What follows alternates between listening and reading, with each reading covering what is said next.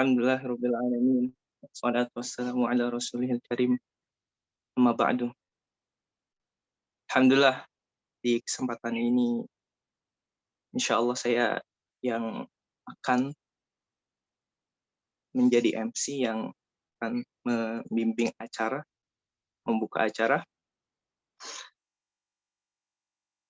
Tapi karena saya di tengah pelajaran nanti ada hajat, maka insyaallah nanti saya mohon izin kepada Ustaz Anas untuk meninggalkan lebih dulu. Jadi saya nggak akan membimbing sampai akhir. Terus saya akan membuka dan di pertengahan mungkin karena ada hajat, insyaallah saya akan meninggalkan duluan. Alhamdulillah di kesempatan ini adalah pertemuan kita ikhwan akhwat yang ketiga. Alhamdulillah. Alhamdulillah yang masih yang udah istiqomah, mudah-mudahan terus diistiqomahkan Allah Subhanahu wa taala sampai akhir kitab, sampai khatam insyaallah. Dan yang belum istiqomah, kita doakan bareng-bareng agar bisa atau tetap istiqomah dalam pengajian-pengajian kita bersama Ustaz Anas ini. Amin ya rabbal alamin. Alhamdulillah, karena menuntut ilmu ini adalah kewajibannya syariat, kewajiban dari syariat kepada seluruh manusia, seluruh muslim, mau dia perempuan atau laki-laki. Sebagaimana ada hadis terangkan, thalabul ilmi fardhatun ala kulli muslimin muslimah. Kewajiban nuntut ilmu ini dibebankan ya atas seluruh muslim dan muslimah. Ini tanpa terkecuali. Jadi alhamdulillah yang mana kita udah diberi taufik, diberi hidayah sama Allah mengikuti kajian ini. Alhamdulillah kita syukur kepada Allah Subhanahu wa taala. Dan untuk menyingkat waktu di kesempatan siang ini, mungkin langsung aja nanti saya berikan kepada Ustadz Anas. Dan juga nanti di pertengah atau di akhir nanti dari sesi ini akan ada pembagian hadiah. Hadiah dari pengumpulan catatan terbaik. Insya Allah nanti akan diumumkan oleh Ustadz, oleh yang lain, insya Allah oleh Ustadz Fahmi mungkin. Nanti akan diumumkan siapa pemenangnya di akhir acara, insya Allah, di akhir pelajaran. Ya, mungkin itu saja yang bisa saya sampaikan ya. Untuk mengingat waktu, kita sama-sama baca Al-Fatihah. Al-Fatihah. Bismillah.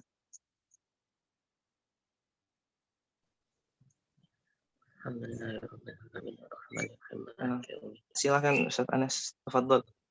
Masykurah. Bisa dimulai.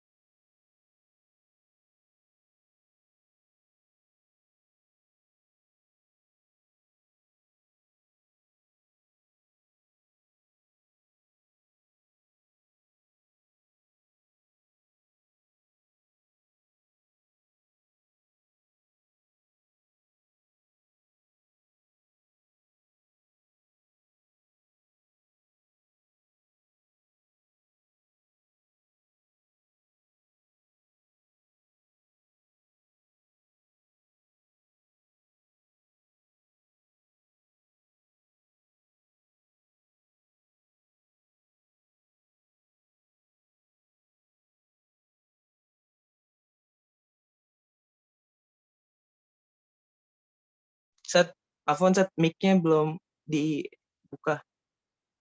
Set, set, mic-nya set. Set, Afwan set. Nah, dari tadi belum. Udah Mas, udah denger ya? Iya, udah. Oh ya, Afwan.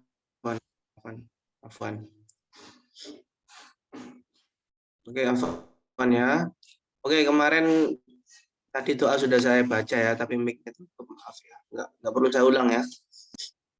Oke, sekarang kemarin sudah saya jelaskan ya, pembagian air secara hukum, pembagian air dari sisi hukumnya ya. Air itu ada yang suci mensucikan, yaitu yang disebut dengan air mutlak. Kemudian air yang suci tapi tidak bisa mensucikan, itu ada dua, air yang bekas, air mustakmal namanya ya, udah saya jelaskan kemarin rinciannya. Kemudian air yang bercampur dengan sesuatu yang suci kayak kopi, teh, ya, kemudian sirup, ya, dan lain sebagainya. Itu tapi tidak mensucikan ya. Syarat-syaratnya tapi ya. Kemudian yang ketiga, air yang terkena najis. Air yang terkena najis seperti apa? Air yang terkena najis ya seperti air yang ada air yang suci tapi dia terkena cipratan kencing misalnya. Sudah tadi Bu, sudah saya baca tapi kan unmute. Ya, sudah saya baca tapi tadi ke unmute. Ya. Nggak perlu saya ulang kan ya? Sudah saya baca tadi doa sebelum belajarnya tapi ke unmute kan. Kemut ya maksudnya. Jadi nggak perlu saya ulangi lagi ya. Langsung saja. Sudah saya baca kok. Tapi tadi kan ke silent maksudnya. Oke, lanjut kita ke pembahasan kita. Ya. Kitabnya ya. Nah, kemarin kan kita terakhir kalau di kitabnya itu kan kita membahas tentang air yang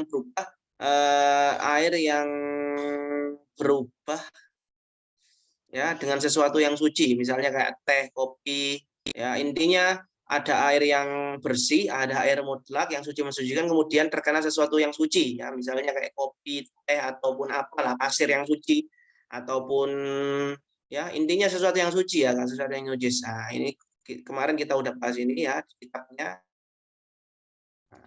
Kemudian kita sampai sini kemarin. Amsilatun fil ma'il al-mutaghayyiri. Nah, ini contoh-contoh dalam pembahasan air yang berubah ya, berubah dengan sesuatu yang suci. Contohnya permasalahan-permasalahannya.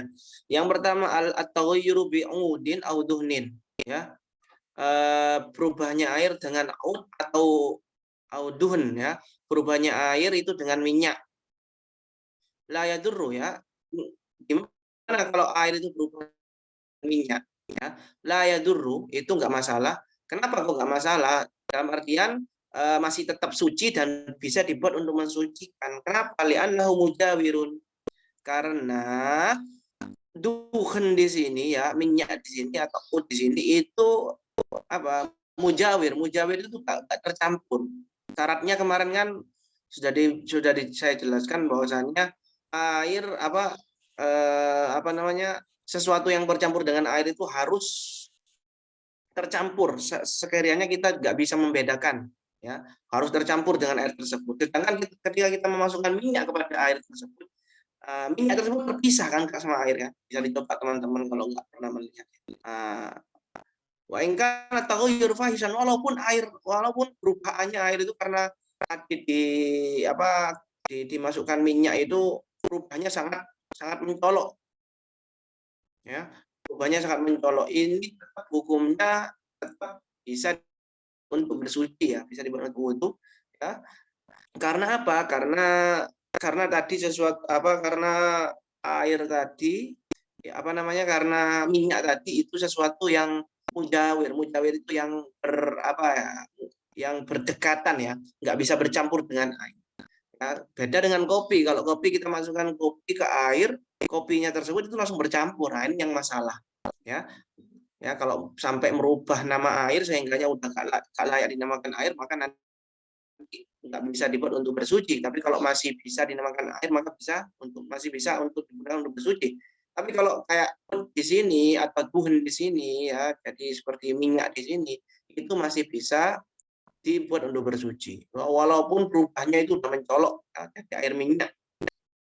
Ya, wa yustagna al-ma'u anhu, ya, dan air tidak apa dan minyak ini adalah sesuatu partikel yang mana bukan bukan kelaziman daripada air.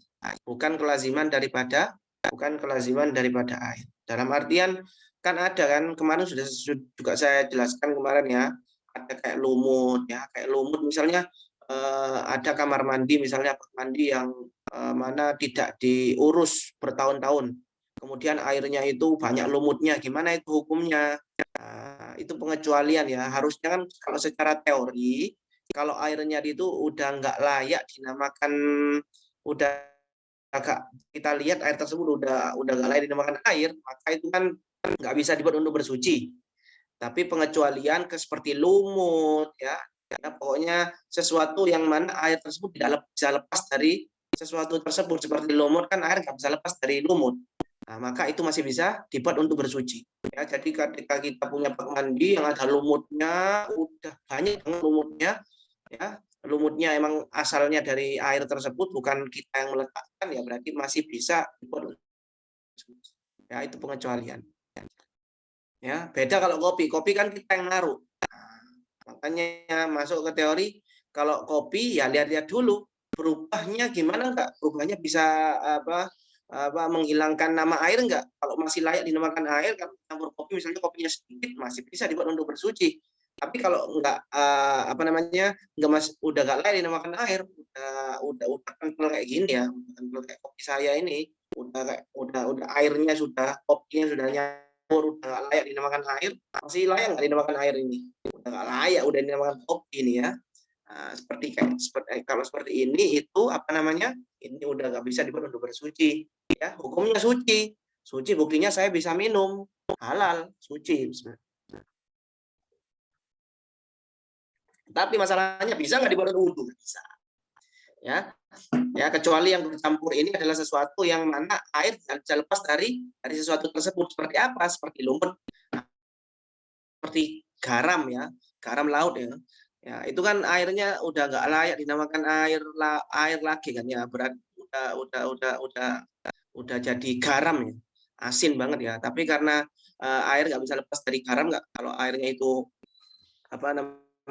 emang di laut yang ada garamnya ya, kita nggak bisa, itu air tersebut masih bisa untuk bersuci. Udah saya jelaskan kemarin panjang lebar teman-teman ya, bisa dilihat videonya kalau emang teman-teman nggak sampainya.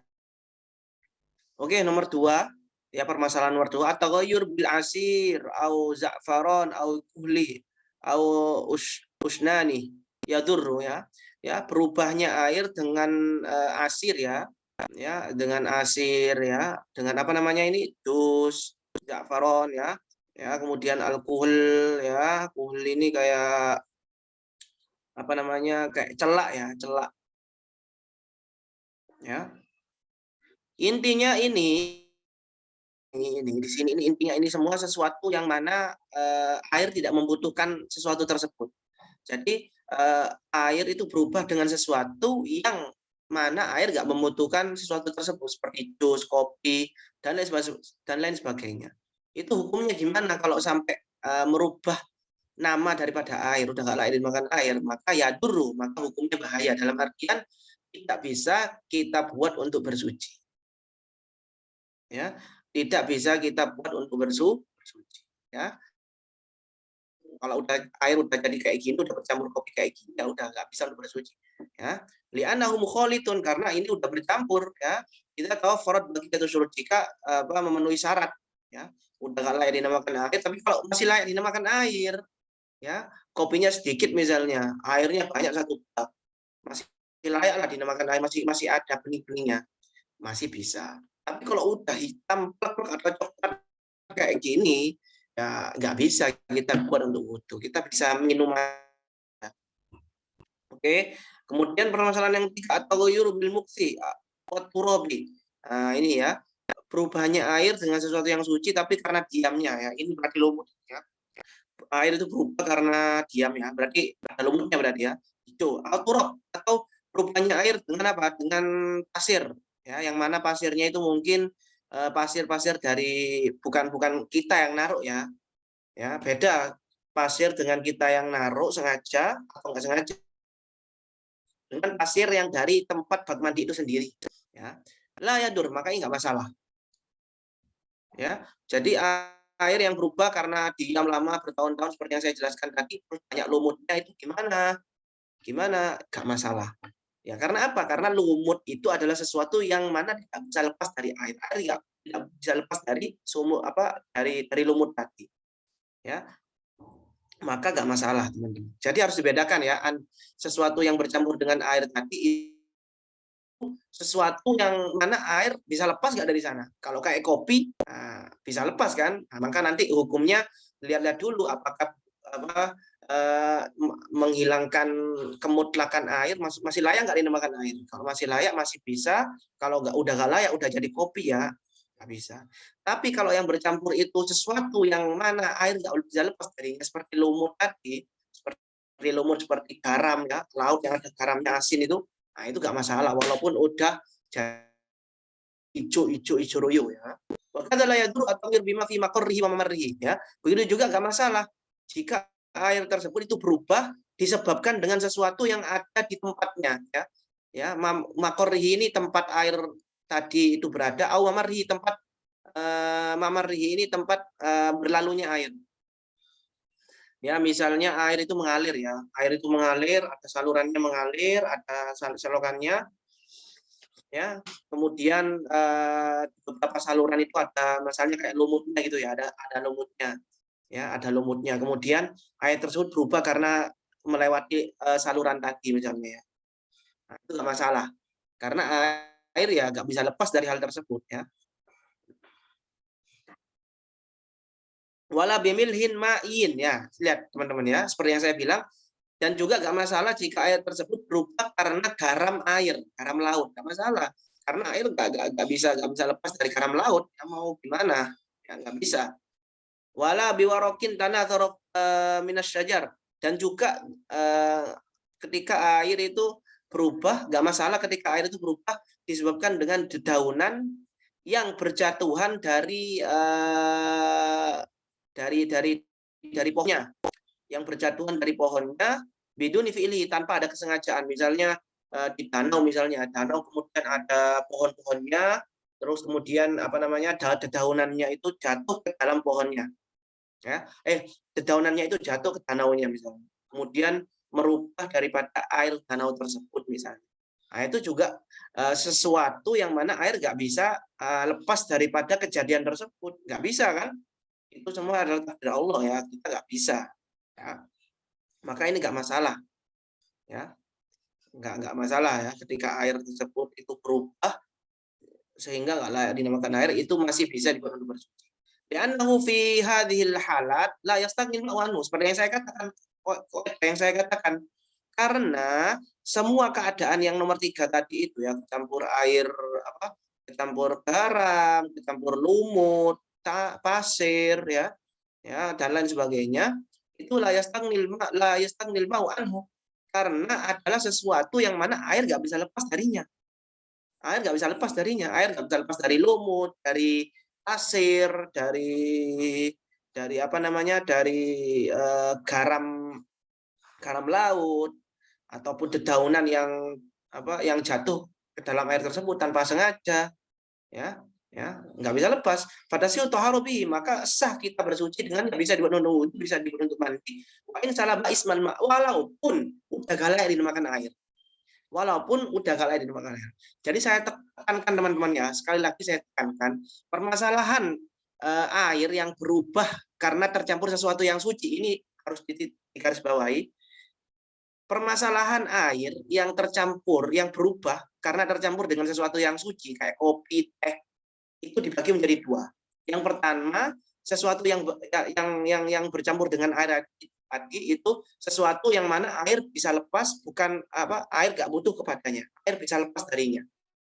Ya, bukan sesuatu yang lazim bagi air seperti kopi, teh, jus. Nah, itu maka rinciannya gimana jika air tersebut itu berubah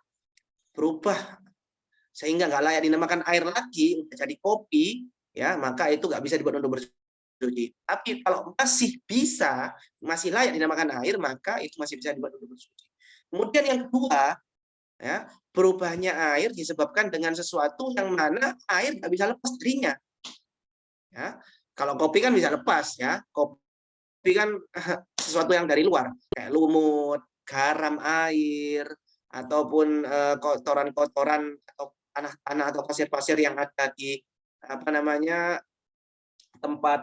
tempatnya air itu, wadahnya air itu kan sesuatu yang nggak bisa dihindari oleh air, ya maka ini mutlak dalam artian gak berubah namanya air, masih layak gak layak dimakan air, itu masih bisa dibuat untuk bersuci. Walaupun misalnya udah hijau banget karena laut misalnya, masih tetap bisa dibuat untuk bersuci. Ya, nah itu yang perlu saya tekankan di sini ya teman-teman. Jadi gampangannya kayak gitu. Jadi katakan sesuatu yang merupakan air tadi itu air bisa lepas darinya enggak? Ya, kalau bisa lepas, ya bukan sesuatu yang lazim bagi air kayak kopi tadi, rinciannya kayak tadi. Kalau sesuatu yang nggak bisa lepas, rinciannya kayak tadi, ya layak nggak layak dinamakan air, ya itu tetap hukumnya bisa dipenuhi bersuci.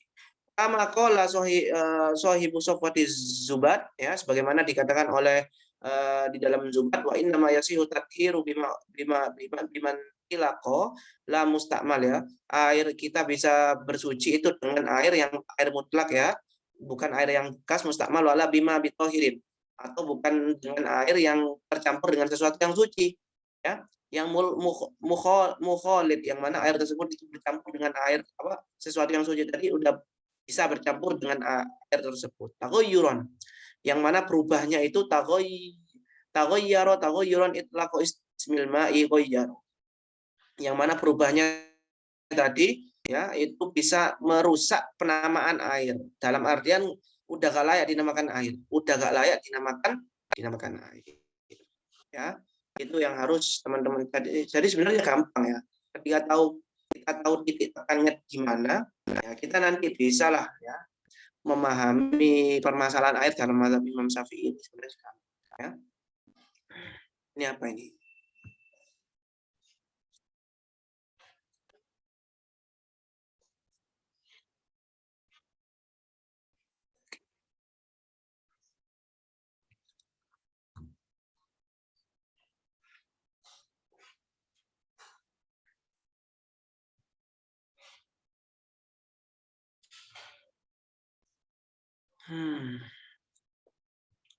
Udah lanjut ya. Ya ini lanjutan yang tadi itu, ya. Fi ta'mihi aurihi au launihi, ya. Nah, jadi perubahannya tadi itu, ya perubahannya air, maksudnya air itu berubah kan, berubah rasanya, baunya atau warnanya, ya. Ya. Kalau kayak kena air garam kan, kena garam air kan warnanya nggak berubah, ya. Baunya juga nggak berubah, tapi rasanya asin, ya.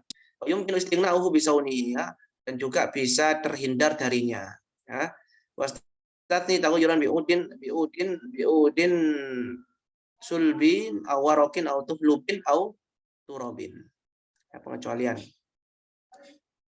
Oke, yang ketiga, yang ketiga, ya pembahasan air yang ketiga itu apa, ya?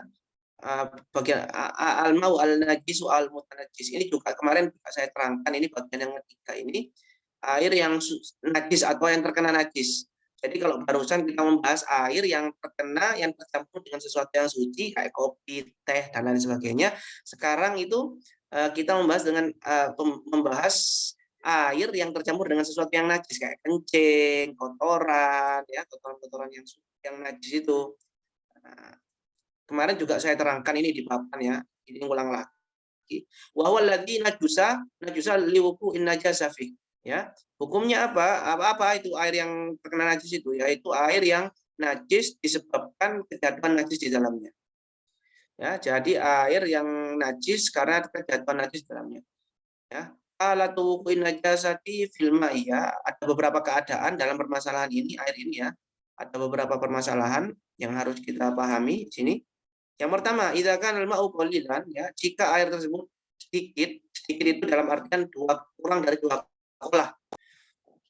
Kalau di sini teman-teman kemarin kan saya nerangkan itu air banyak atau 2 kolah itu 200 liter ya. Di sini malah kita kira malah lebih banyak ya. Ini 218 liter. Jadi 2 kolah ini 218 liter. Berarti kalau sedikit, air sedikit itu air yang kurang dari 218 liter. Jadi jika airnya itu sedikit, kurang dari 218 liter, najasu mutlaqon. Nah, ini hukumnya najis. Bimujarradi wuqu'in najasati fihi, ya, dengan kejatuhan najis di dalamnya. Wa illam yataghayyar, walaupun air tersebut tidak berubah.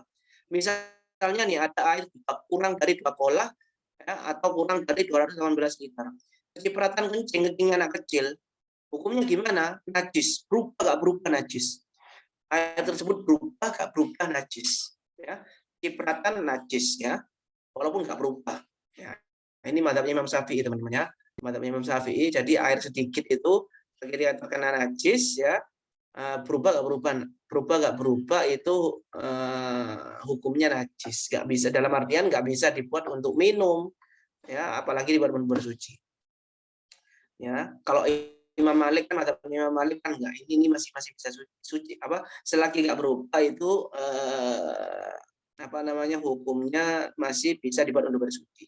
Maksudnya masih bisa mensucikan, ya. Makanya Al-Habib Abdul bin Al-Haddad itu bilang, laulal adab laqalat tumalikan fil miyah. Seandainya enggak beradab, seandainya tidak ada istilah adab ya, maka aku akan mengikuti mazhabnya Imam Malik dalam permasalahan air ya, karena lebih simpel gitu loh ya.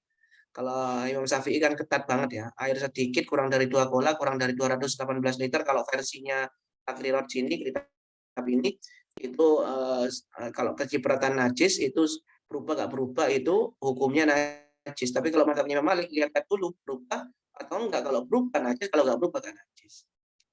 Nah, itu mazhabnya Imam Syafi'i ya. Ya kita sebagai Syafi'iyah ya, ya kita niru Habib Abdullah bin Al-Haddad ya. Kita konsisten aja. Jadi ahli Syafi'iyah. Dan juga untuk pindah mazhab itu nggak gampang teman-teman ya.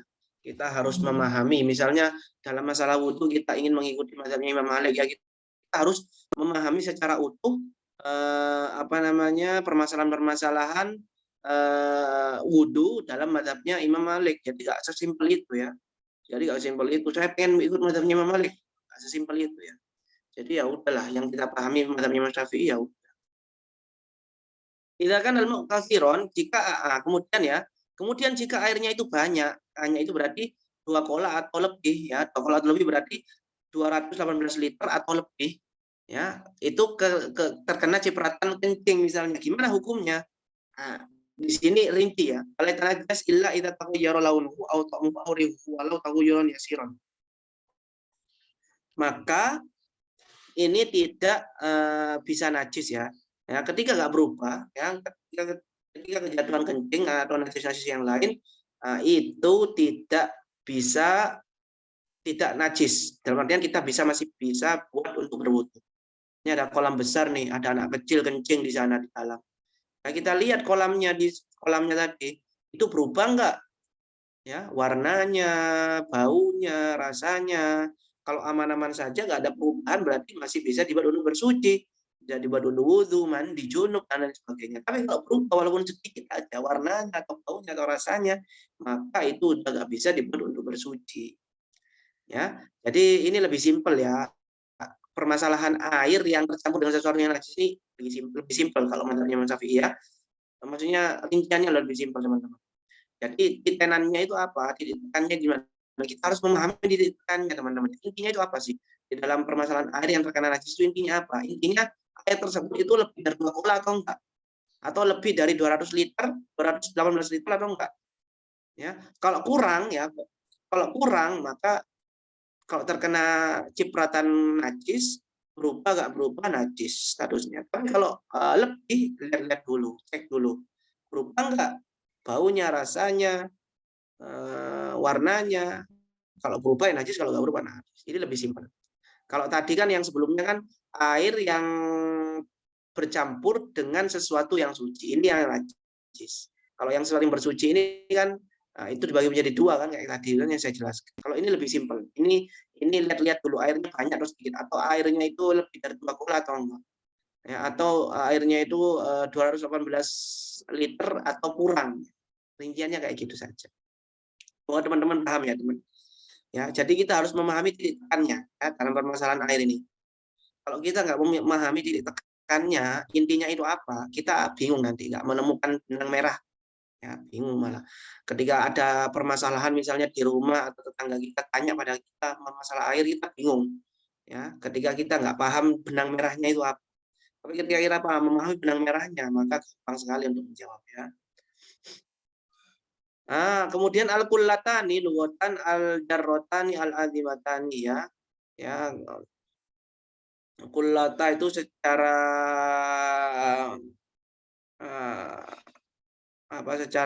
secara bahasa itu al-jarroh al-azimah ya. Kalau nggak salah jarroh ini artinya aliran yang besar. Wallahu alam ya, artinya apa secara bahasa? Kayaknya aliran yang besar. Kemudian secara syariat, secara syar'an apa? Ma wasnuhu khamsu mi'ah ritlin bi Baghdadiyin au khamsa wa khamsa khamsu mi'ah khamsa mi'ah wa khamsa wa sittin ritlan tarimiyan ya ada. Jadi setiap daerah itu ada istilahnya sendiri, ada ukuran sendiri dalam mengukur air. Ini Baghdad juga ada, Tarim juga ada, Yaman ya. Atau dengan ukuran modern ya di zaman kita sekarang itu 218 liter takriban. Walaupun kalau kita baca kitabnya Wahba almarhum ya, Dr. Wahba Zuhaili ya, Mesir itu Al-Fiqh Islam wa Adilatuhu itu 2 kola itu ada hilaf ulama ya.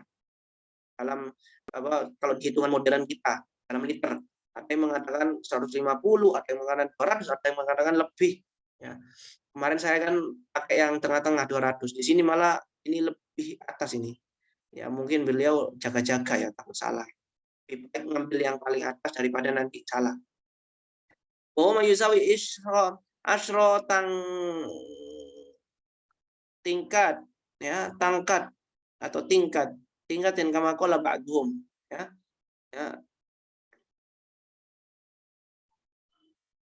Ya, itu menyerupai 10 apa tingkat ini enggak paham saya. Ya. Qala ba'dhum aqullatani asyrun minan tangki mungkin ya. Kemungkinan maksudnya tangki mungkin ya. Kadza ata tahriruhu bi ghairi syakin.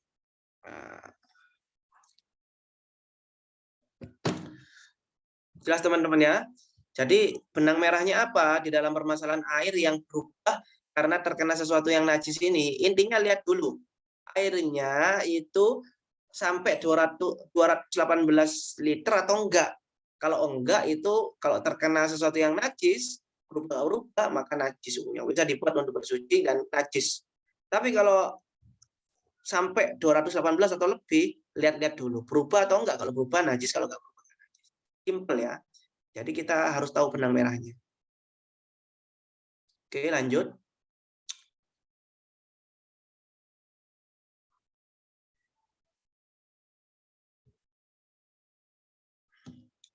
Oke, kemudian permasalahan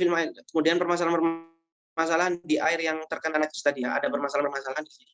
Enaknya takdir itu gini teman-teman ya. Jadi di sini setelah menyebutkan teori, beliau itu menyebutkan permasalahan-permasalahan yang sering dipertanyakan atau permasalahan-permasalahan yang sering terjadi di zaman kita. Karena ini kan apa namanya bukunya ulama zaman sekarang kan ya. Muasir, kontemporer. Jadi beliau mendatangkan permasalahan-permasalahan yang banyak dipertanyakan di zaman kita. Oke, silakan al-ma'u katsiron, jika airnya itu lebih banyak ya berarti kan 250, 218 liter ataupun lebih. 17 liter atau lebih. Waqad bina jasa dan kejatuhan najis di dalamnya, kejatuhan kencing misalnya. Walakin syakakna akan tapi kita ragu.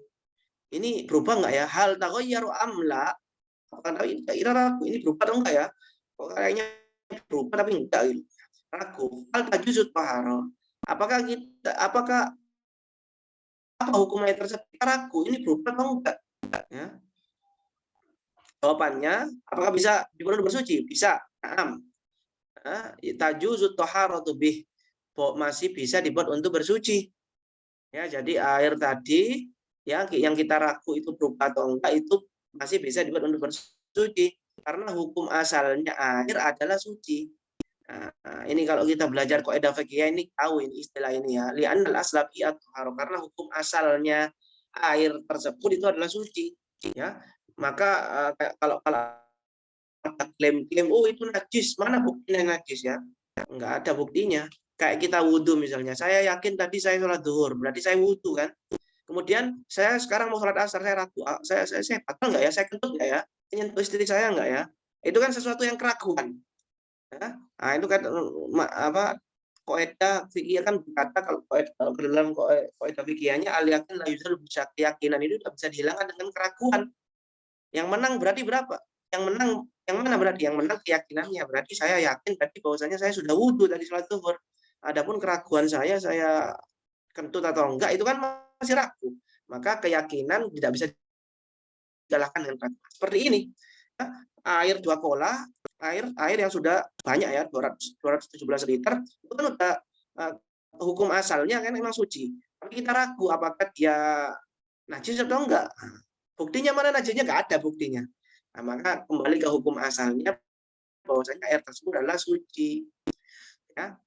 Ya, jadi teman-teman kalau bisa nanti belajar kaidah fikih.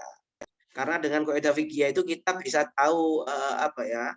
Misalnya saya kan orang Surabaya ya. Kalau kita hanya belajar fikih saja itu ya kita nggak tahu apa namanya kita istilahnya itu orang Surabaya tapi kita nggak bisa menguasai Surabaya. Tapi kalau kita menguasai kaidah fikih ya kayak kita itu paham seluk-beluk Surabaya. Surabaya Utara itu di sana ada Ampel, sebelahnya Ampel itu ada lokasi ini, ada kuliner ini. Kalau selatan ini ada seperti ini, ada Universitas non Ampel. Kalau di tengah itu ada seperti ini, kalau di barat itu ada Pakuwon, kalau di timur itu ada Galaksi misalnya, Kemir. Itu di baratnya gini-gini. Jadi kayak dia itu udah hafal banget Surabaya kalau kayak gitu kalau orang memahami kaidah fikih ya. Itu bagaimana dalam fikih. Ya, kalau kita paham kaidah fikih ya kita nggak hanya paham hukumnya. Oh, ini boleh. Kalau tanya ulama, tapi kita nanti paham pemikirannya ulama itu kenapa mereka kok bilang suci. Nah, itu ya. Ketika kita memahami kaidah fikih ya. Kita paham pemetaan dalam fikih ya. Pemetaan dalam fikih itu kita paham. Kalau kita memahami kaidah fikih ya. Kalau saya ini paham jalannya ulama, maksudnya apa namanya? Kenapa ulama berpendapat seperti ini? Ya, selain saya paham hukumnya, alasannya pun saya tahu karena saya paham pemetaannya, saya paham kaidah fikih. Jadi teman-teman nanti kalau ada waktu belajar kaidah fikih ya. Oke ya. Selanjutnya permasalahan kedua. Jika kan al-ma'u katsiran wa taghayyar, jika ada air yang lebih dari 2 kola ya, air yang 218 atau lebih, wa taghayyar tapi berubah airnya. Berubah ya. Ini udah pasti ya, airnya pastinya apa? Ya soal yang kita yakini itu apa? Airnya banyak. Kemudian keyakinan yang kedua, airnya itu berubah. Berarti kan dari sini kan udah najis ya. Udah pasti najis ya. Banyak tapi berubah, berarti kan najis. Beda yang di depan tadi, yang pertama tadi. Ini banyak, yakinnya banyak, tapi masih ragu berubah atau enggak. Kalau ini yakinnya ada 2. Ini banyak dan berubah. Berarti kan udah pasti najis. Walaupun cakap, kan tetapi ragu, ini ragu. Ya. Halit taghayyur bitohirin am binajisin. Apakah berubahnya tadi itu disebabkan sesuatu yang suci atau najis? Ini air misalnya 1 kolam ya, ini air kolam. Tapi airnya ini berubah. Tapi ragu. Ini berubahnya karena kena kencing ya, sesuatu yang najis atau sesuatu yang suci, atau kena kopi atau kena sirup monin. ya. Sirup marjan yang kuning itu, ini kan murni. Ini kenapa ya? Nah, ini gimana hukumnya kayak gini? Hukumnya di sini dikatakan lahkum bi taharatihi. Ini hukumnya suci, tetap suci. Li'anal asla fil ma yatahharu, karena hukum asal air adalah suci. Karena hukum asal air adalah suci, teman-teman. Kembali ke hukum asal lagi. Ya, jadi udah kebaca ya. Jadi teman-teman yang paham kaidah fikih udah kebaca. Jalan pikiran ulama itu kayak ulama Syafi'i. Ya, jelas. Oke, lanjut. Geser.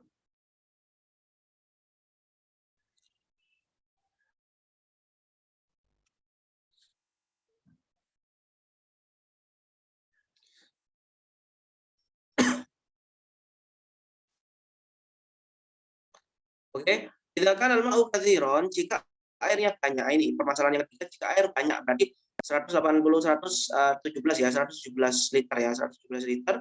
Atau ya robin najisin. Nah, kemudian air tersebut itu berubah dengan najis, misalnya karena kencing.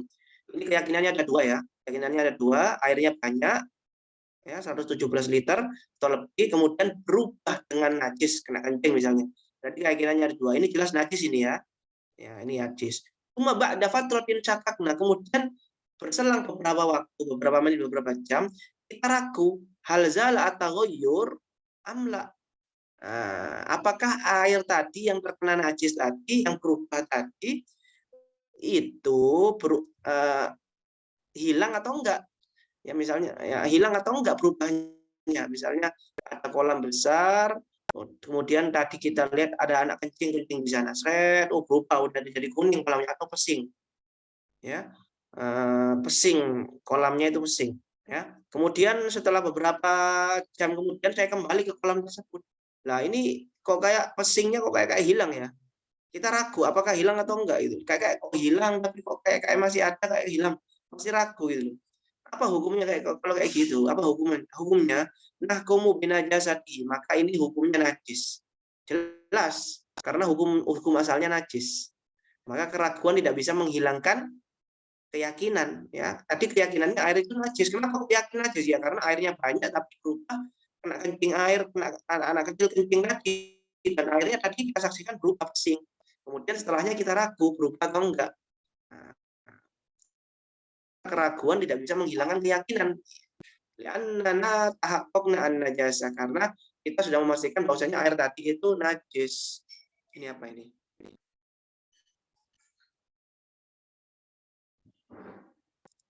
Oke. Sudah ya teman-teman. Nah, ini 3 permasalahan yang sering muncul di dalam permasalahan air ini. Semoga paham. Oke, lanjut ya. Nah, al-ma'fuat minan najasa fil ma', ya. Perkara-perkara yang najis di dalam air ya, tapi dimaafkan ya.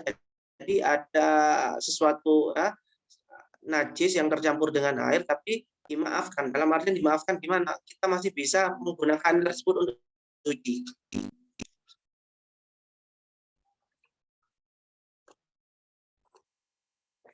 Tapi yang harus kita pahami di sini teman-teman ya. Di sini itu makfunya atau toleransi ya, ini toleransi ya. Toleransinya di sini itu hanya untuk permasalahan air. Nanti kalau permasalahannya di baju apa najis-najis ini di baju misalnya itu nggak bisa. Jadi beda-beda ya. Toleransi di dalam air itu ada sendiri, toleransi di dalam baju itu ada sendiri ya. Permasalahan najis-najis yang dimaafkan di dalam baju itu ada sendiri. Permasalahan-permasalahan najis yang apa di air itu ada sendiri. Jadi nggak bisa dicampur aduk. Nah, ini khusus permasalahan-permasalahan najis yang dimaafkan di dalam air. Ingat ini di dalam air, bukan di dalam baju, ya, bukan di dalam baju. Oke, yu'fa fil ma'i, ya, dimaafkan di dalam air, ya, dimaafkan di dalam air. Wal ma'i ini berarti ya kayak kopi ya, berarti cairan ininya, cairan yang nggak padat, berarti ya cairan ininya ya, kayak gitu kopi, teh, ya, intinya cairan susu dan lain sebagainya. Ya, itu dimaafkan dari najis ya. Allati la yudriku hatarf.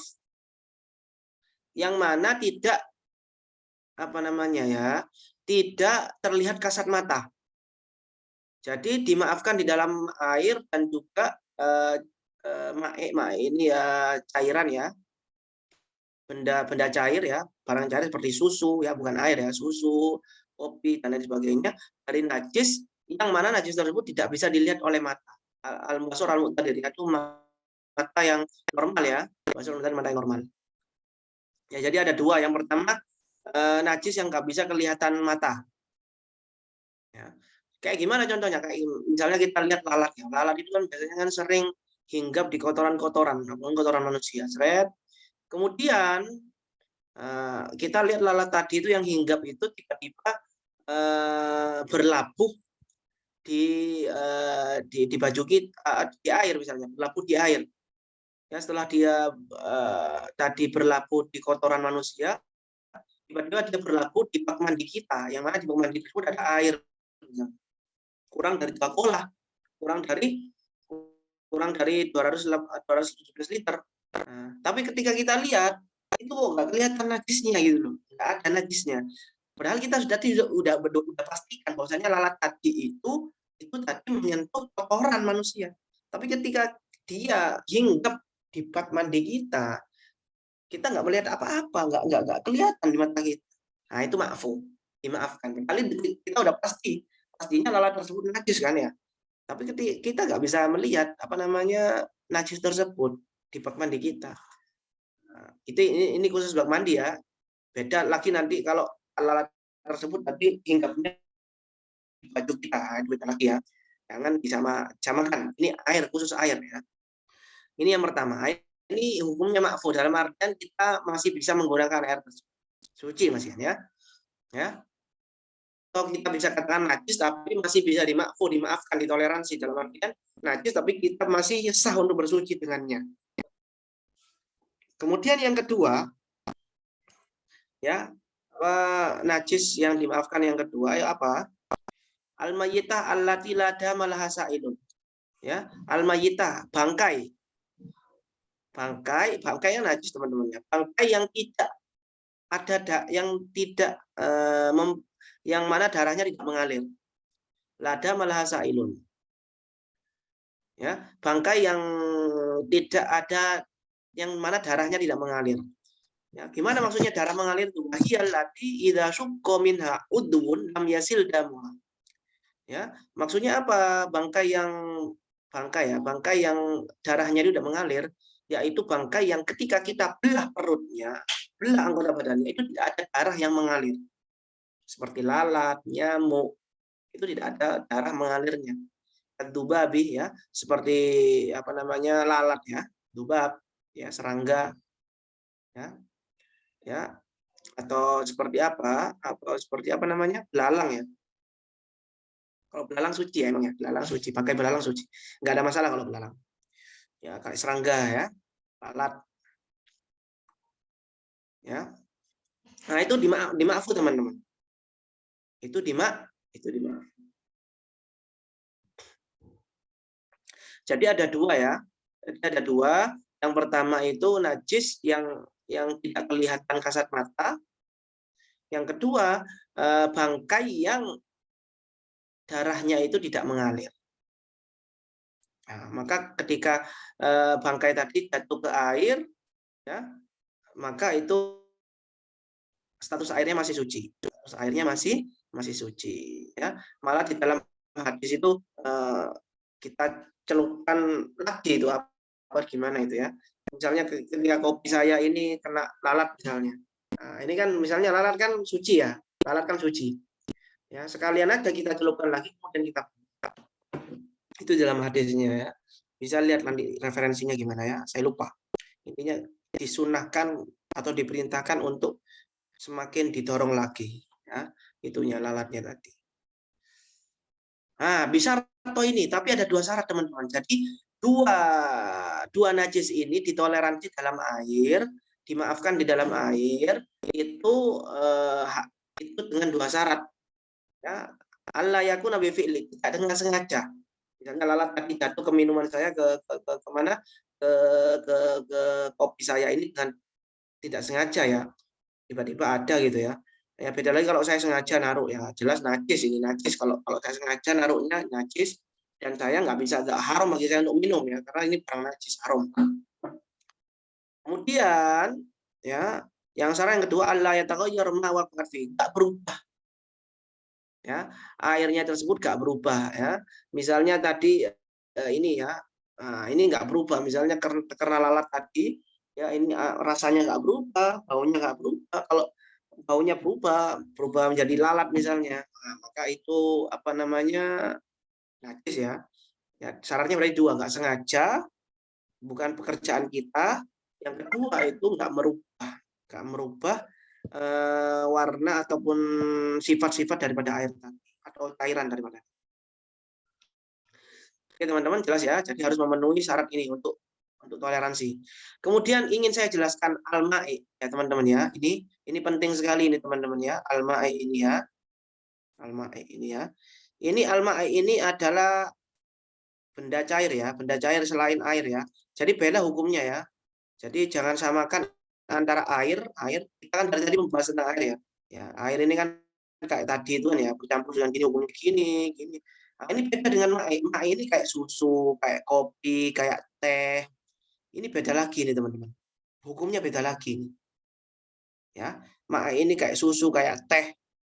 Ini mai ini teman-teman ya, ketika kena najis, ya itu statusnya apa? Statusnya itu najis. Walaupun misalnya maeknya ini misalnya susu ya, susu pabrik susu, misalnya pabrik susu yang besar sekali, ya itu jelas itu susunya itu kan banyak itu kan ya, kayak Ultra Jaya misalnya, terus tiba-tiba kecipratan kencing misalnya di dalam susu tersebut. Nah, tapi nggak berubah, susunya itu nggak berubah warnanya, rasanya, baunya nggak berubah. Kalau di air kan nggak tetap suci ya, kalau air ya, air yang untuk berwudu itu ya, air biasa ya. Tapi kalau di dalam mae, ya kayak susu tadi, itu hukumnya najis. Ya, jadi banyak atau sedikit mae-nya, susunya atau tehnya atau kopinya, kalau terkena najis itu hukumnya najis mutlak. Ya, nah, ini bedanya ya antara mae dengan air ya. Ini harus dibedakan teman-teman. Kalau air kan yang dibuat untuk berwudu itu kan masih rinci ya. Kalau banyak dilihat dulu berubah atau enggak. Kalau sedikit pasti najis. Tapi kalau mae yang kayak minuman kayak susu, kayak kopi, teh dan lain sebagainya itu banyak sedikit berubah enggak berubah najis. Najis mae. Ya, ini harus dibedakan. Ini harus dibedakan. Ya, ini yang dibedakan ya. Kecuali momennya ya, misalnya kecuali ya najisnya ini najis yang dimakfu ini yang bertoleransi ini dua ini, maka nggak masalah nanti. Kama qala sahibu sofati zubat wastatni mayyitanda muhulam yasil aula yura bitarfi lamma yahsul ya. Ini zubatnya ya. Soalnya di sini juga disebutkan di dalam zubat. Oke, semoga teman-teman paham ya.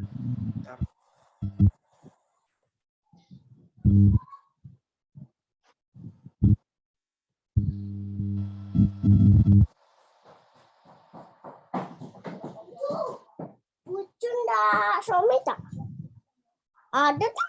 Iya, nanti.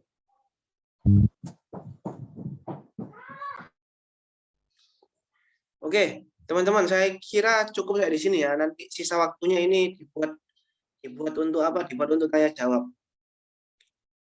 Dibuat untuk tanya jawab ya. Saya kembalikan ke moderator, mungkin ada pertanyaan biar lebih leluasa tanya jawabnya. Monggo. Bismillah.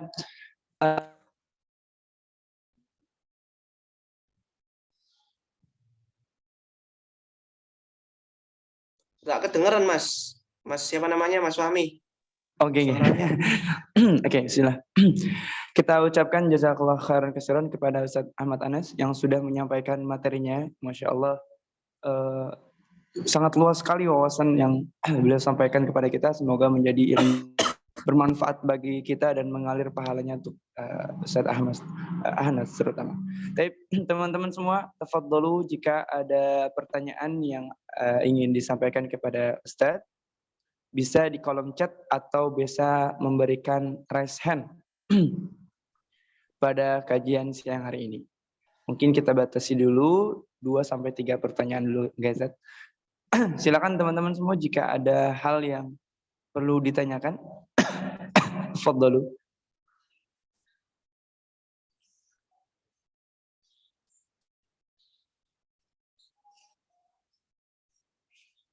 Ada akhwat dan ikhwan semua?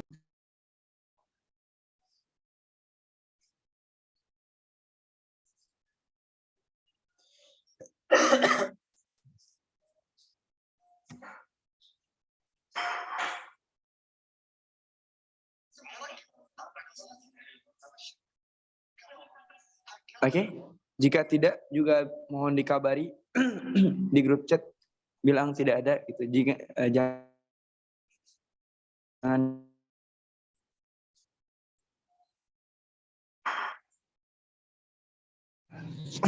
baik, Ustaz ada yang mengangkat tangan. Oke. Mahfud Afandi, silakan dibuka suaranya untuk langsung bertanya. Assalamualaikum Ustaz. Waalaikumsalam. Waalaikumsalam. Jazakumullah khair atas penjelasannya. Izin bertanya Ustaz, Oke, monggo. Pertanyaan pertama, jika ada ember kecil di kamar mandi yang kita yakin kecipratan air kencing, kemudian kita hidupkan kerannya Ustaz, sampai airnya luber, apakah bisa kembali menjadi tohur? Itu yang pertama Ustaz. Kemudian yang kedua, masalah air yang mendatangi najis dengan najis yang mendatangi air, Ustaz. Mohon penjelasannya. Misalnya ketika mencuci pakaian, nah itu pakaiannya yang kita taruh terlebih dahulu di ember, kemudian kita datangkan air, atau air dulu baru pakaian, Ustaz. Itu Ustaz. Jazakumullah. Oke, untuk pertanyaan pertama ini kayaknya pembahasan yang akan datang. Ini saya share ya. Ini ada ini di takrirohnya ini, biar teman-teman juga lihat. Bentar.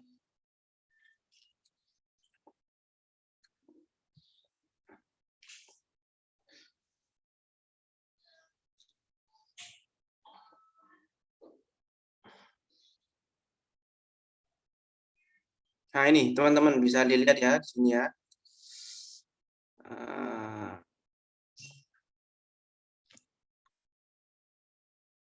Pertanyaan pertama, ini kan intinya kan ketika ada air di ember terkena najis, kemudian kita tambahkan air. Gimana itu hukumnya? Coba lihat di sini. Turuq tadhiril ma'i an najis. Cara-cara mensucikan air najis. Ya kun tadhiru bisalah diturukin. Jadi air yang terkena najis tadi yang kita sudah vonis najis itu ada caranya untuk mensucikannya kembali dengan cara 3 cara. Yang pertama ayat hura binafsihi. Ya, air tadi itu bisa suci dengan sendirinya. Ya zula at-taghayyur bitulil muqti. Misalnya kita diamkan lama gitu ya. Sekiranya nanti misalnya warnanya yang tadi kuning itu udah hilang kuningannya. Ya, atau baunya lama-lama bisa hilang, maka itu nanti bisa kita buat untuk bersuci. Wadaka in kana kullataini aw aktsar. Ini momennya jika lebih dari 2 kola ya. Kalau kurang dari 2 kola ini nggak bisa ini dibuat. Jadi cara yang pertama ini khusus untuk air yang udah sampai 100 atau 217 liter atau 2 kola. Kemudian yang kedua ayat khurabi idafatil ma'i alaih. Ya, caranya itu dengan apa? Dengan menambahkan air di dalamnya. Ya, misalnya tadi yang katanya masnya tadi atau bapaknya tadi ember. Ya, embernya itu tadi terkena najis ya. Pasti udah terkena najis ya. Wa yakunu ba'da dzalika kullataini faktar. Wa yakunu ba'da dzalika kullataini faktar. Nah, kemudian jelasnya airnya tadi kurang dari 2 kola ya.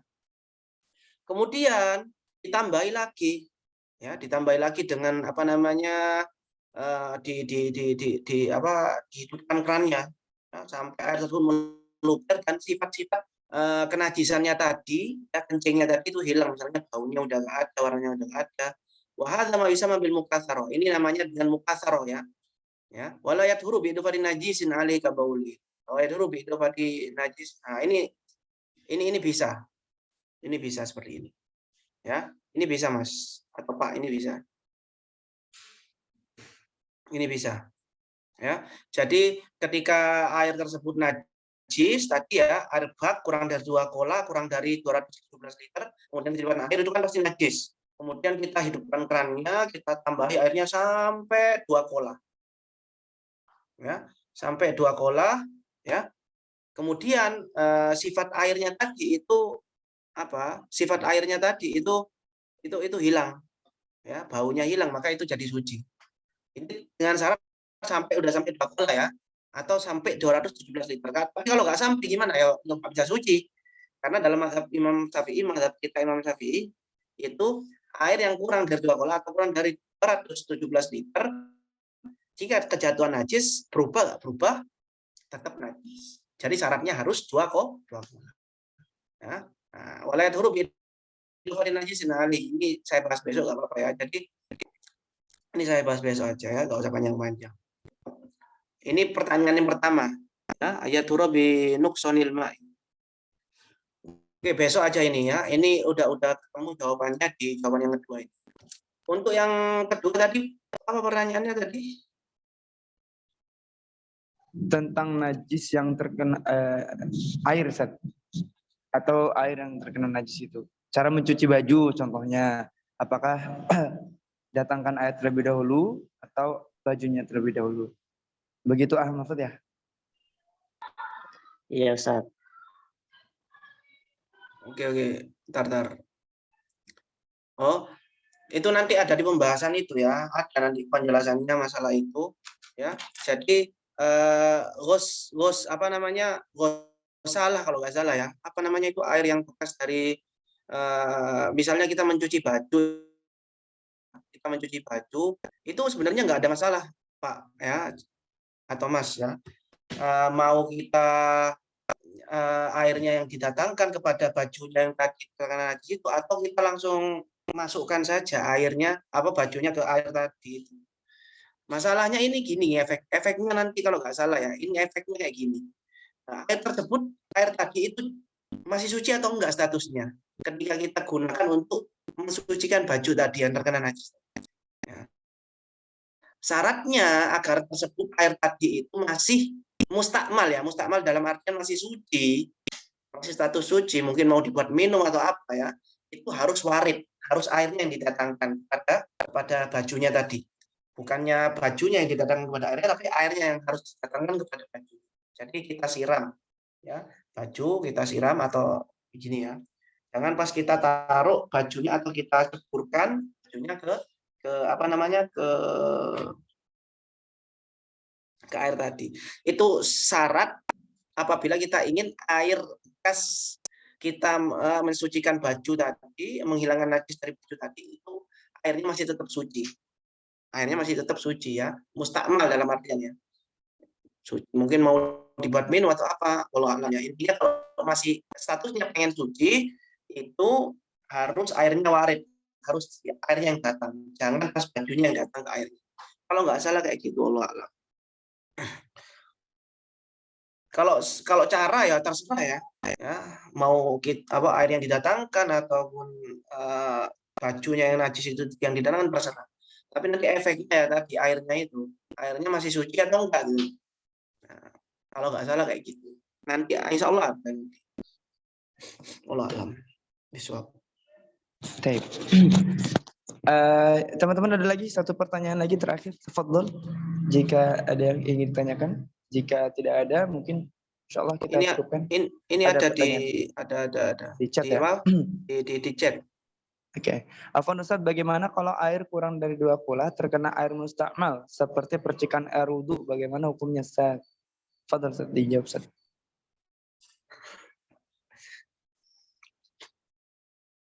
Oke, bagus ya pertanyaannya, kritis ya.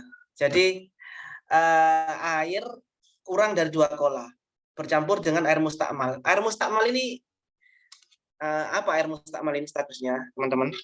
Berarti ini masuk kategori yang mana? Coba. Dari sekian banyak air yang permasalahan air yang saya jelaskan, ada kan tadi kan air mutlak, kemudian air yang terkena najis, air yang terkena suci. Berarti ini pertanyaan kakak yang satu ini, Kak Salwa ini, itu masuk dalam kategori air yang bercampur atau terkena sesuatu yang suci. Air mustakmal kan suci. Ya, air mustakmal kan suci. Ya. Seperti permasalahan air yang terkena air yang terkena kopi ya, air kopi. Misalnya saya ada kopi ini ya, ada kopi kemudian di sini ada air ya. Ya, air. Ya, ini terkena misalnya saya tuangkan di kopi kepada air tadi ya. Ya, hati-hati. Itu gimana hukumnya? Nah, ini kan permasalahan permasalahan air ketika tercampur dengan sesuatu yang suci. Nah, ini nggak melihat dua kolanya atau enggak, kita harus paham ya. Ya, kita melihat dua kola atau enggak itu ketika permasalahan air yang terkena najis, teman-teman ya. Kalau permasalahan air yang terkena sesuatu yang suci itu nggak melihat dua kolanya atau enggak. Tapi yang perlu kita lihat itu yang sesuatu yang suci dan yang tercampur dengan air tadi itu bagian dari air atau enggak, atau maksudnya sesuatu yang dibutuhkan air atau enggak, sesuatu yang menjadi kelaziman air atau enggak. Jelasnya ini bukan kelaziman dari air ya, kalau air percikan air mustakmal ini. Itu yang pertama. Kemudian sesuatu yang tercampur dengan air ya, air mustakmal tadi ya, itu bisa merubah enggak? Masih layak enggak dinamakan air? Kayak misalnya air tercampur kopi. Itu kan rinciannya gimana tadi? Kalau masih layak dinamakan air, maka masih bisa dibuat untuk berwudu. Tapi kalau nggak bisa, udah jadi kopi, maka nggak bisa digunakan untuk berwudu. Nah, ini mustakmal masalahnya. Ini mustakmal. Gimana kalau terkena air mustakmal? Nah, ini pertanyaannya bagus. Ini cara mengukurnya gimana? Kita kan mustakmal kan airnya sama-sama bening ya. Kita nggak bisa melihat air tersebut itu bisa merubah. Kita nggak bisa melihat berubahnya air tadi, air mustakmal yang dicampur kepada air yang biasa tadi. Gimana caranya? Ya kita kira-kirakan. Namanya itu at-takdiri, lupa saya. Intinya dikira-kirakan. Misalnya ya air mustakmalnya segini, 1 gelas segini. Kemudian air biasanya itu 1 bak. Ya. Nah, ini air mustakmalnya tadi itu masuk ke dalam bak tadi. Itu kan kita nggak bisa lihat ini gimana ini berubah atau merusak masih layak dinamakan air nggak kalau kemasukan air mustakmal segini. Itu kita kan nggak bisa karena kan air mustakmal kan kita sama-sama bening ya, nggak bisa ya. Caranya gimana? Caranya kita kira-kirakan misalnya yang sama dengan air mustakmal itu apa? Air jeruk misalnya, air jeruk, perasan jeruk, jus jeruk misalnya. Kita ambil jus jeruk segini, ya perasan jeruk segini, ya. Kita tes kepada air yang sama ukurannya yang kayak yang terkena air mustakmal tadi. Kita tuangkan air jeruk tadi ke baknya tadi. Nah, itu berubah atau enggak? Masih layak enggak air tadi dinamakan air atau enggak? Kalau masih layak, maksudnya masih layak lah dinamakan air ya. Air jeruk ini enggak ngaruh misalnya. Maka status air tadi itu masih bisa dibuat untuk bersuci. Kalau sucinya jelas ya, ini permasalahannya bisa dibuat bersuci atau enggak. Masih kalau masih layak dinamakan air ya. Jadi air jeruk ini enggak ngaruh misalnya, maka masih bisa dibuat untuk bersuci. Tapi kalau enggak bisa, enggak udah nggak layak dinamakan air, maksudnya udah jadi jeruk misalnya, udah bau jeruk, intinya udah jadi es jeruk lah, air jeruk lah. Ketika terkena 1 gelas perasan air jeruk ini, maka air tadi udah nggak layak dibuat untuk bersuci. Ya. Maka air yang terkena tadi mustakmal tadi, terkena air mustakmal 1 gelas tadi itu nggak layak digunakan untuk bersuci. Jadi diukur ya, dikira-kirakan. Ya. Apa namanya, lupa saya, nanti ada pembahasannya di sini kalau nggak salah ya, kalau nggak salah ada takdiri. Jadi cara mengukur dengan memperkirakan ya, ketika sesuatu yang tercampur dengan air itu sama sifatnya dengan air, misalnya mustakmal ini kan sama dengan air, caranya gimana agar kita tahu nanti mengukurnya ya, kita kira-kirakan dengan sesuatu yang lebih mendekati air. Mustakmal itu kan misalnya jeruk kan agak bening kan, orang agak bening, mungkin bisa atau perasan apel mungkin, ya. Kalau ternyata berubah terkena perasan apel, ada perasan apel, maka udah kalau dinamakan air, maka otomatis yang terkena air mustakmal tadi, bekas tadi juga kemungkinan besar kita putuskan bahwasanya air tersebut nggak bisa digunakan untuk bersuci. Kayak gitu. Semoga paham ya. Kalau nggak paham bisa ditanyakan lagi. Kalau Ana paham sekali, Masya Allah penjelasannya. Kasih contohnya juga soalnya. Yang bertanya paham Insya Allah ya? Siapa tadi yang bertanya? Oh, Salwah. Syukran Ustaz, berarti sudah paham berarti Ustaz. Tapi mungkin cukup Ustaz atau perlu ditambah lagi? Cukup ya sepertinya karena sudah Cukup, hampir nggak apa-apa. menuju Iya. ke 2:30. Teman-teman, alhamdulillah kita sudah melaksanakan kajian pada siang, dari siang tadi sampai menjelang sore hari ini bersama Ustaz Ahmad Anas ya, membahas kitab Taqrib Salidah. Insyaallah kita cukupkan sama-sama, tapi sebelum itu kita akan mengumumkan Ustadz, karena panitia sudah menyiapkan reward terbaik bagi para talib dan talibah yang semangat dalam kajian ini, yaitu sebuah kitab yang sudah diumumkan, sudah digalakan dari pekan-pekan sebelumnya. Insyaallah pekan ini atau hari ini, insyaallah akan kami umumkan siapa yang berhak mendapatkan reward tersebut. Jadi izin buka ini dulu. Oke.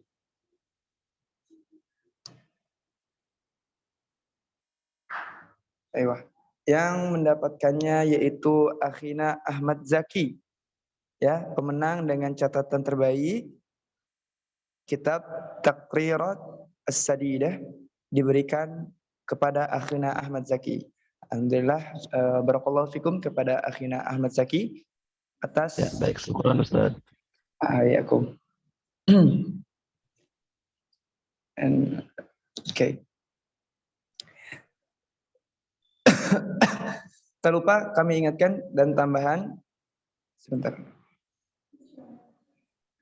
Kami ingatkan dan tambahan yaitu kami sedang mempersiapkan hadiah ya untuk pekan atau pertemuan ke-4 sampai ke-7. Apa hadiahnya? Itu rahasia ya. Silakan dipersiapkan rajin untuk mengikuti dars Zoom-nya bersama Ustaz Ahmad Anas, yaitu untuk merisum atau memberikan catatan-catatan hasil dari apa yang disampaikan oleh Ustaz Anas dari pertemuan ke-4 sampai pertemuan ke-7. Barakallahu fikum teman-teman semua, dan jazakumullah khairan yang sudah istiqamah untuk sama-sama mengikuti kajian ini. Kita tutup sama-sama dengan hamdalah dan Ustaz Ahmad pimpin berdoa sebelum kita keluar. Kita tutupkan dengan hamdalah, alhamdulillahirabbil alamin. Saya moderator Fahmur Rahman, mohon maaf atas segala kekurangannya. Tafadhal Ustaz dipimpin berdoa. Oke, bismillahirrahmanirrahim. Ya Rabbana atarafna bi annana aktarafna wa annana ashrafna ala ladha ashrafna. Fatub alaina tauba taghsil li kulli hauba wastur lana al-awrati wa aminir rawati wa ufir li walidina waghfir li walidina rabbi wa mauludina wal ali wal iwani wa sa'iril ilani wa kulli dhi mahabbah aw jiranin aw suhbah. Apa lanjutannya? Wa kulli dhi mahabbah aw jiratin aw suhbah wal muslimina ajma amin rabbi isma adlan wajudan manna la biktiraf wa la biktisabin minna wastur lana al-awrati wa aminir rawati.